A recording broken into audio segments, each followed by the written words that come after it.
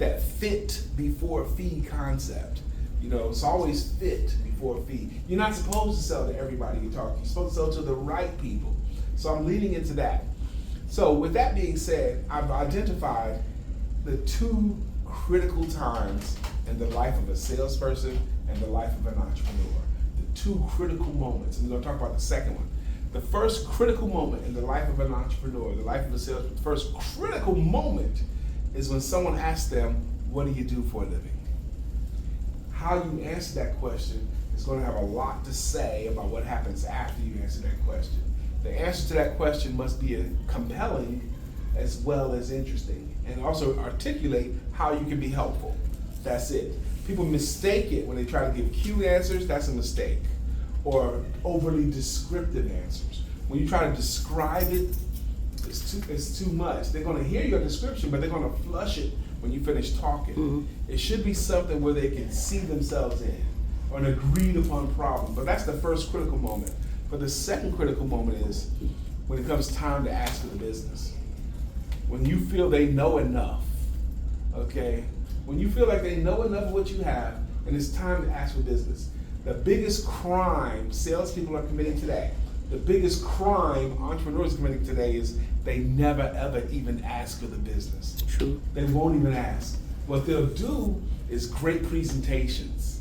We do this and they do great presentations and then they hope. They do a great presentation and then they hope the client will say, hey, I need that, can I get it from you? They're hoping that the clients will close themselves, mm-hmm. and hope is not a good sales philosophy. It's just not. The critical moment comes when it's time to get the business. And what I'm going to teach you today is how I want you to ask for the business. How I, the sales confidence coach, want you to ask for the business. This is what I want you to say. Once you believe they understand enough of what you have to offer, and you decide what that is, not them, okay? When you think they know enough to say yes, I want you to say these words.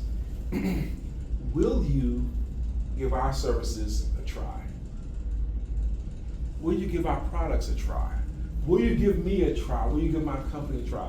Will you give us a try? It's a non-threatening way to ask for the business directly. And I want you to do that every time. Now, not some of the time, even if the presentation is going badly, probably, especially if the presentation didn't go great. If the presentation didn't go smooth, doesn't matter. You do your job. When you finish saying what you got to say, when you think they understand enough, say the words, so will you give us a try? Now, showmanship matters too. If you say, will you give us a try timidly, will you give us a try? If you do it like that, I don't think so. If you're timid in your ask, they'll be timid in their answer. If you're timid in your offer, they're going to be timid in their acceptance. Mm-hmm. You should ask for the business and offer your services as if you are bragging on it. Mm-hmm. As if you are, even if you're expensive, even if you're much more expensive than the competition, you should present your rates as if you're proud of your rates, as if you're bragging on your rates. That's real expensive. I told you I would take care of you. Yes. Absolutely. Okay, that's the right answer. You never apologize for your rates. Steve, Never. you taught me something. I learned that when I first started with this, because most of the time, we're either the most expensive or the second most expensive. We're also the best. Yeah. Period. That part. We're the best. Even if you're the most expensive, if you doubled your rates from being the most expensive, if you made it twice as much, they will still be getting more out of it than what your company gets. You're going to get money, but they're going to get to enjoy these benefits of having a clean facility and a more esteem in the community than they had before. They get more money, they get more value than you do. So even if you doubled your rates, Charles and I had a phone conversation this week, and it was very, very nice for me. But you said something in that conversation that stuck with me. Because I've known Charles since 2015, 16, something like that. Something like that. Yep. Okay. We were not 10 married years. yet. Yep. Yeah, y'all weren't married. We weren't married yet. Okay, we weren't married yet. We So all made almost mistakes. 11. But he's been in and out of different things that I've done, my wife have done. He's been around our sphere a bunch of times. Yeah. Okay, he's seen us do things. We were part of the same Thursday networking morning meeting. We were there together. So I would say some stuff, and what he said to me that stuck with me on the phone was, he goes, Brian, every time I've heard you teach something, everything I've tried that you taught me has worked for him, right? Yeah, I agree. Something like that is what you told me. Yeah. He said everything that he heard me say or learned from me that he tried to do has worked for him. And I took that as a major compliment. But one thing you always said, which I took from you, but I don't know if you remember saying it, but don't go into sales and listen to somebody like me listening to you today and come up with 38 things, because then you won't come up with nothing. Try to walk out of here with one thing that you're like the sales.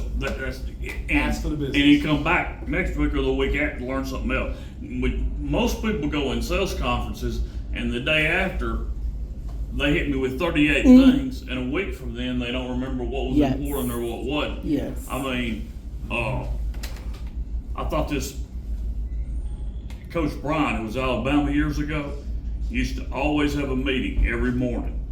And he had about 3 sentences, and that's all he ever had. He didn't have this, this gigantic 35-minute meetings, but he had it every morning. And you remembered what he said. Coach Brian walk in and say, y'all all need to call your mother today on the phone. Everybody hear me? Okay, y'all have a good day. But you would remember what he said. But if you get a coach up there and he tells you 38 things to do today, you might do 3 of them, but you'll forget the other 35. Yep. So Coach Bear Bryant, you talking about? Yeah. Yes. Bear Bryant, for many years at the University of Alabama, he was the standard for a long time as to what greatness in college football was about. So this is what I want you to do today. Commit to yourself. You always give them a chance to say no. You give them a chance to say no, which is the equal to give them a chance to say yes. Will you give us a try? That's what I want to do. That's it today. Thank you very much. I think that was very